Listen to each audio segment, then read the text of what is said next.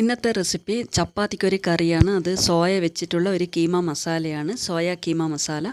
ഇതെങ്ങനെയാണ് ചെയ്യുന്നതെന്ന് നോക്കാം. ഇതിന് അധികം ഇൻഗ്രീഡിയൻസിൻ്റെ ആവശ്യമൊന്നുമില്ല, വളരെ പെട്ടെന്ന് തന്നെ നമുക്കിത് ചെയ്തെടുക്കാൻ പറ്റും. ഇനി ഇതെങ്ങനെയാണ് ചെയ്യുന്നതെന്ന് നോക്കാം.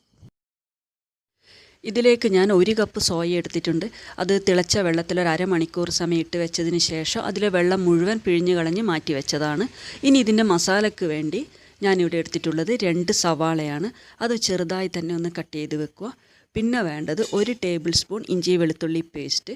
അതിൻ്റെ കൂടെ തന്നെ 2-3 പച്ചമുളക്, അതൊരു ചെറുതായി തന്നെ ഒന്ന് കട്ട് ചെയ്ത് വെക്കുക. ഇനി വേണ്ടത് 2 തക്കാളിയുടെ പ്യൂരിയാണ്. അത് ഞാനിവിടെ പ്യൂരി ചെയ്ത് വെച്ചിട്ടുണ്ട്. 2 തക്കാളി തിളച്ച വെള്ളത്തിലിട്ട് വെച്ചതിന് ശേഷം അതെടുത്ത് തണുത്ത വെള്ളത്തിലിട്ട് ഒന്ന് മിക്സിയിലിട്ട് ഒന്ന് അടിച്ചെടുത്താൽ പ്യൂരി റെഡിയായി കിട്ടും. പിന്നെ വേണ്ടത്, ഞാനിതിലേക്ക് എരിവിന് ചേർക്കുന്നത് കുറച്ച് 2-3 വറ്റൽ മുളക് തിളച്ച വെള്ളത്തിലിട്ട് നന്നായി തന്നെ ഒന്ന് വേവിച്ചെടുത്തതിന് ശേഷം മിക്സിയിലിട്ടൊന്ന് അടിച്ചെടുത്തതാണ്.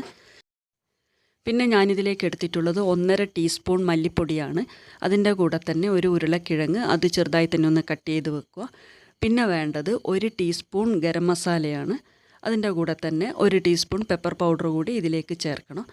ഇനി ഇത് ചെയ്യേണ്ടത്, ആദ്യം തന്നെ നമ്മൾ നേരത്തെ വെള്ളം പിഴിഞ്ഞ് കളഞ്ഞ് വെച്ചിട്ടുള്ള സോയ ഒരു മിക്സിയിലേക്ക് ഇട്ടതിന് ശേഷം അത് ചെറുതായി തന്നെ ഒന്ന് അടിച്ചെടുക്കുക.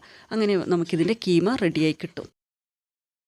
ഇപ്പോൾ നമ്മൾ സോയ കീമ മസാലക്കുള്ള എല്ലാ കാര്യങ്ങളും റെഡി ആയിട്ടുണ്ട്. ഇനി ഇത് ചെയ്യുന്നത് എങ്ങനെയാണെന്ന് വെച്ചാൽ, ആദ്യം തന്നെ 2 ടേബിൾ സ്പൂൺ റിഫൈൻഡ് ഓയിൽ ഒഴിച്ചതിന് ശേഷം അതിലേക്ക് പട്ട, ഗ്രാമ്പു, ഏലക്കായ, അതിൻ്റെ കൂടെ തന്നെ ഒരു ബേ ലീഫ് ഇത്രയും ഇട്ടൊന്ന് വഴറ്റിയതിന് ശേഷം അതിലേക്ക് നമ്മൾ കട്ട് ചെയ്ത് വെച്ചിട്ടുള്ള സവാള അതൊന്ന് വഴന്ന് വന്നാൽ അതിലേക്ക് ഇഞ്ചി വെളുത്തുള്ളി പേസ്റ്റ്, പച്ചമുളക്, ഇതെല്ലാം നന്നായി തന്നെ ഒന്ന് വഴറ്റിയെടുക്കുക.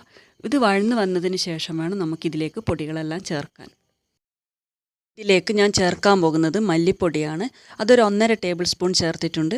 അതിനുശേഷം വേണം നമുക്ക് നേരത്തെ നമ്മൾ റെഡിയാക്കി വെച്ചിട്ടുള്ള ചില്ലി പേസ്റ്റ് ഇതിലേക്ക് ചേർത്ത് കൊടുക്കാൻ. അതൊരു 2 ടേബിൾ സ്പൂൺ ചേർത്തിട്ടുണ്ട്. അതിനുശേഷം ലോ ഫ്ലെയിമിൽ വെച്ച് അതൊന്ന് വഴറ്റിയെടുക്കുക. പിന്നെ വേണം ഇതിലേക്ക് നമ്മൾ നേരത്തെ റെഡിയാക്കി വെച്ചിട്ടുള്ള ടൊമാറ്റോ പ്യൂരി ചേർത്ത് കൊടുക്കാൻ. അത് 2 തക്കാളിയുടെ പ്യൂരിയാണ് ഞാൻ ഇതിലേക്ക് എടുത്തിട്ടുള്ളത്. അതുകൂടി ചേർത്തതിന് ശേഷം ലോ ഫ്ലെയിമിലിട്ട് അതിൻ്റെ വെള്ളം ഒന്ന് വറ്റി വരുന്നത് വരെ ഇതൊന്ന് വഴറ്റിയെടുക്കുക. അതിനുശേഷം വേണം നമുക്ക് ഇതിലേക്ക് നേരത്തെ കട്ട് ചെയ്ത് വെച്ചിട്ടുള്ള ഒരു ഉരുളക്കിഴങ്ങ് അതുകൂടി ചേർത്ത് കൊടുക്കുക.